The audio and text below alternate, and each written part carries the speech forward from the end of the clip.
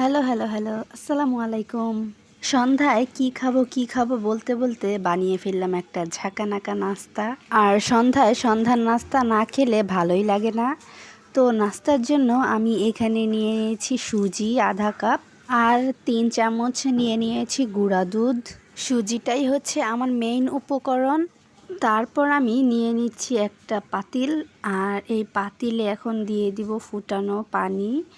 হালকা গরম ছিল পানিটা আর আমি এখানে নিয়ে নিয়েছি ৩ গ্লাস পানি, মানে আমার যতটুক লাগবে ততটুক পরিমাণে নিয়ে নিয়েছি। তারপর এখানে দিয়ে দিচ্ছি ওই গুঁড়ো দুধটা, দিয়ে এবার ভালোভাবে মিশিয়ে নিচ্ছি দুধটা পানির সাথে। দুধ আর পানি ভালোভাবে একসাথে মিশে গেলে এবার আমি এতে দিয়ে দিব সুজি। সুজির যে কোনো নাস্তাই কিন্তু অনেক বেশি ভালো লাগে। আর আমার যখন নাস্তা খাওয়ার মতো কোনো কিছুই থাকে না, তখন আমি একা একা রান্নাঘরে যেয়ে এই কাজটাই করে ফেলি আর এই রান্নাটা 10 মিনিটের মধ্যেই হয়ে যায়। ভালোভাবে সুজিটা মেশানোর পর এখন এতে দিয়ে দিচ্ছি পরিমাণ মতো চিনি।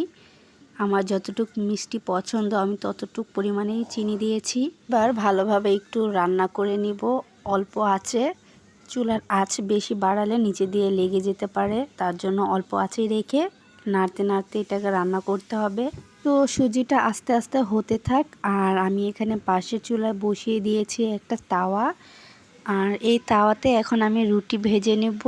আর আমি এখন এখানে 5টা রুটি ভাজবো আমার 2 ভাবির জন্য, আমার আম্মু আর হচ্ছে আমি আর আমাদের ঘরের পিচ্চিটার জন্য। রুটি ভাজতে ভাজতে আমি এখানে দেখতেছিলাম যে সুজিটা ভালোভাবে পুরোপুরি হয়েছে কিনা, আর অল্প একটু বাকি আছে, আর একটু জাল হলে হয়ে যাবে। সারাদিনের বৃষ্টিতে দিনটা অনেকটা ঠান্ডা হয়েছিল, তার জন্য রান্নাঘরে দাঁড়িয়ে থাকতেও কোনো অসুবিধা হয়নি। তেল দিয়ে রুটি ভেজে খেতে তো আমার অনেক ভালো লাগে। তেল ছাড়া শুকনা রুটি আমি এভাবে খেতে পছন্দ করি না, বা আমি খাইও না। যখন তেল দিয়ে ভাজে তখন ওইটাই খাই আমি। তো এখন নিজেই যেহেতু ভাজতেছি, তো তেল ছাড়া কি আর ভাজবো, তার জন্য আমি এখানে দিয়ে দিয়েছি অল্প পরিমাণে তেল। আর রুটিটা দেখতে কিন্তু অনেকটা সুন্দর লাগতেছে। তো এই তো এখানে আমার সুজিটাও হয়ে গেছে, দেখেন কতটা ঘন হয়ে গেছে। এবার নামিয়ে নিব। তারপর আমি এখানে নিয়ে নিয়েছি একটা বাটি আর এখন সব কিছু সার্ভ করব। সুজিটা আমার এইরকম ঘনত্ব রেখে খেতেই বেশ ভালো লাগে। আমি একবারে বেশি ঘন আর একবারে বেশি পাতলাও পছন্দ করি না।